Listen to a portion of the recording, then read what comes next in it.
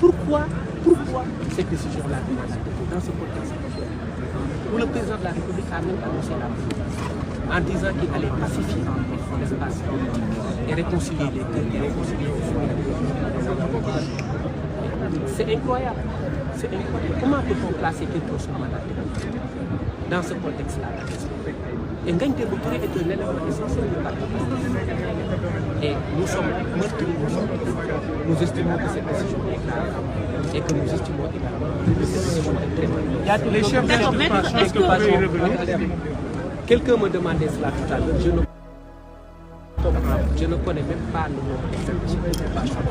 Tellement c'est abondant. Et je vous fais la révélation que même Maître Ngagne Demba Touré est beaucoup plus chargé, a été beaucoup plus chargé par le juge du deuxième cabinet que Ousmane Sonko. Ousmane Sonko est beaucoup moins chargé que Maître Ngagne Demba Touré. Terrorisme, outrage à magistrat, violence, voie de fait, offense au chef de l'État, tout y quanti, des infractions. On parle des propos dirigés contre Antoine Diome, des infractions sans aucune unité de destin, aucune logique, mise sur la tête d'un jeune policier. Pour moi, c'est une honte. Pour moi, c'est très grave. Je pense qu'il faut qu'on revienne aux fondamentaux de la République. Il faut arrêter de judiciariser les débats politiques. Il faut qu'on revienne à la base. Nous sommes tous devenus presque fous dans ce contexte où le leader de cette nation a dit qu'il allait réconcilier les cœurs. fi ñu doon dégloo Ngagne Demba Touré bi ñu ko dégloo ba ñu ñëwee war nañu juge bi. Ngagne Demba Touré moom juge bi si boppam amul compétence pour mettre ko sous mandat. parce que code de procédure pénale article 663 bis dafa wax ni bu dee en matière de délit nañ la poursuivre moom juge bi amul sañ-sañ pour arrêter Ngagne Demba chambre d'accusation moo am sañ-sañ. génneel ko loolu moom juge bi mu taxaw mu ni déet kooku dañ ko wax waaye su fekkee greffier bi si liggéeyam la yem loolu si liggéeyam la ko defee si nay appliqué article 663 te article 663 waxul loolu affaire crime la wax Ngagne Demba Touré da ngeen Bamba Cissé lu mu leen wax léegi charge yi nga teg teguñu ko Ousmane Sonko teguñu ko Bassirou Diomaye Faye mosuñu gis charge yu mel ni lépp loo xalaat lu nekk si code de procédure pénale pratiquement teg nañ ko waaw mais nag li si raw mooy su amee ay incident c'est parce que également comme je dis juge bi moo matoon bu matoon du am incident mata dem moo tax parce que nit ki booy def sa liggéey da nga koy def si li ko droit tërale amoo def sa liggéey droit def sa liggéey parce que da nga am benn inculpé bu nekk foofu nga foog ne yow yaa gën nekk Sénégal ba ngay saaga fii kenn gënul kenn tey kenn gënul kenn bàyyi koo fi saaga mu delloo mais kenn moo saaga kenn du ñu dugg si loolu mais dama leen wax yéen a wax loolu rek yéen a fi wax loolu am na ay incidents moo wax leen incidents yi foofu la yem mais pare nañu si incidents yi réglé nañu incidents yi bañ ko réglé itam ku nekk xam nga léegi sa bopp foo taxaw donc tey loolu mooy problème bi mooy Ngagne Demba Touré deful dara lu dul nekk partisan nekk si benn parti ñu gisul parti def na ay poste loolu lañ ko reproché problème mu politique nag si tribune politique nañ koy réglé si meeting nañ koy réglé ak si ay télé kii de télé mais kenn du ko réglé si amul benn moyen pour régler des problèmes politiques sama adversaire politique dama def lii tëj ko kooku boo ko defee da nga def li la neex rappelé nañ yooyu yëpp juge mais malheureusement malgré ça li ñuy gën a heurté ñun mooy juge bi 45 minutes avant mu jël décision am na benn journal bu publié ni juge bi jël na décision ba placé na Ngagne Demba Touré en détention donc journal boobu xam na ñoom lu ñu xamul xam na li nga xam ni ñoom tëral nañ ko avant c'est ça qui nous a fait mal et c'est ça qui a fait le plus mal aux greffiers qui sont là et à Ngagne Demba Touré avant même ñuy décider am na benn journal bu ko bind juge bi placé na Ngagne Demba Touré te moom moment boobu juge bi mi ngi doon motiver ordonnance am pour wax lii ak lii laa décidé donc décidé gul àggagul si décision lii ngeen soulevé lii laa si tontu wax ngeen lii wax naa lii laa jàpp lii laa jàpp foofu la tolloon mooy xool sama portable benn journal bind ni juge bi placé na Ngagne Demba Touré parce que parquet moo ko déposé moo ko demandé ñun réquisition parquet bi ñu gis amul fu fenn parquet demandé ñu placé ko sous mandat amul fenn fu ko placé demandé donc juge bi aussi bu ñëwee bëgg appliquer article 169 ni c'est dûment motivé parquet sax ko demandé wul wax ma di ko motivé donc yooyu yëpp ay violation la ñun ñëpp taxaw nañu wax ko ni ko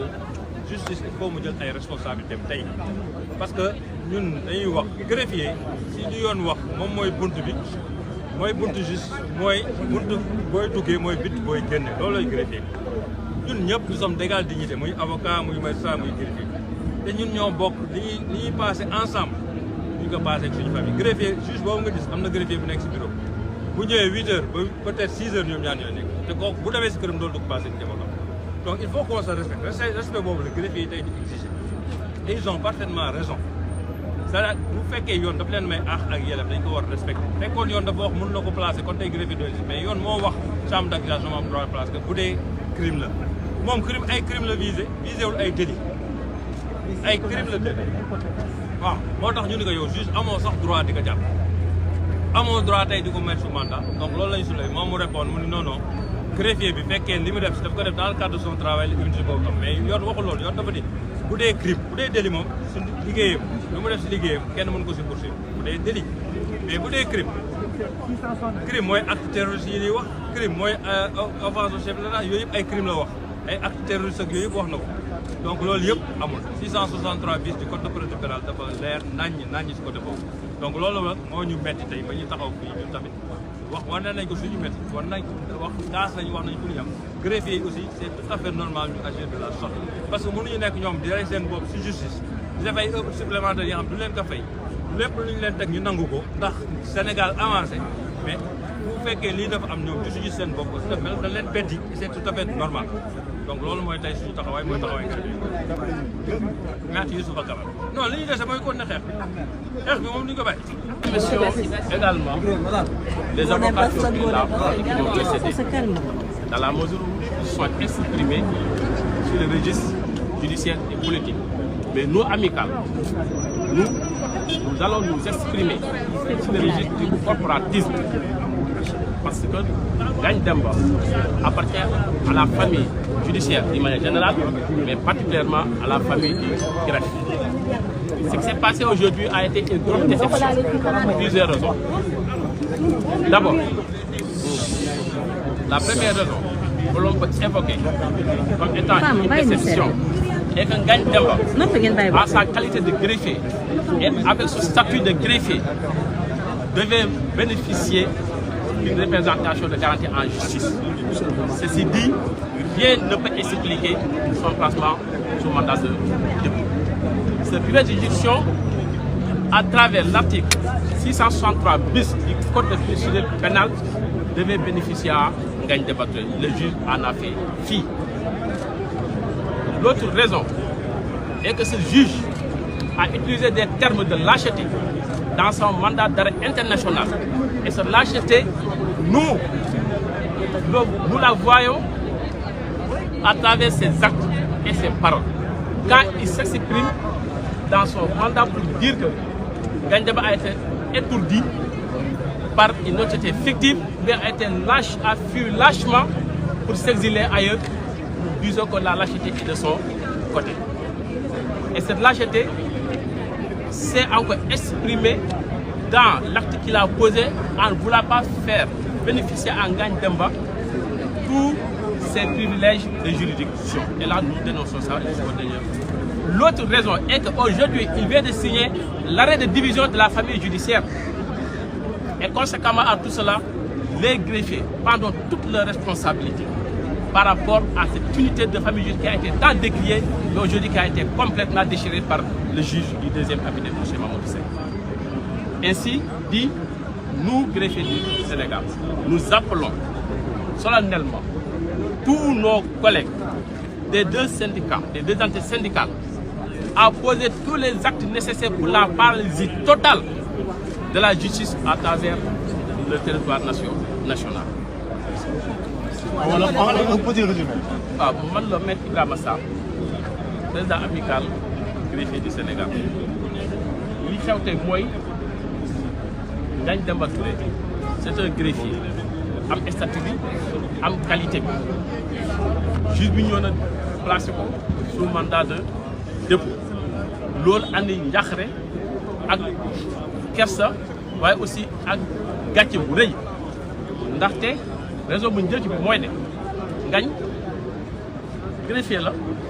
statut la le code de procédure pénale dafa prévoir ay privilèges de juridiction donc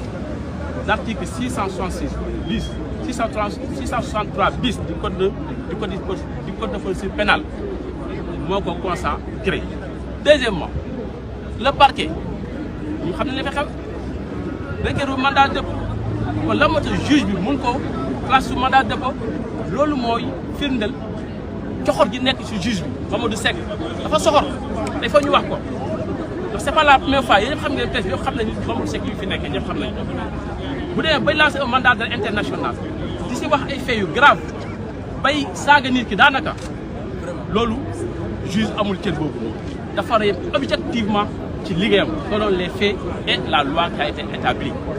loolu nag du nekk sans conséquence bu njëkk bi mooy xool nañ tey war ma famille judiciaire waaye aussi tey famille judiciaire li ñu boole woon yëpp xotti nañ loolu nag dañuy jël suñuy motuwaay ñun greffier dañuy jël suñu motuwaay parce que boo nekkee ay nit nag bëgguñ laa gis da ngay xam sa bopp fii ku ne da nga war a xam sa bopp fonk sa bopp waaye aussi fonk sa morom gëm borom bi loolu nag moo tax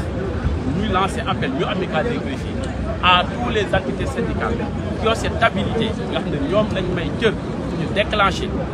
la paralysie totale fépp fu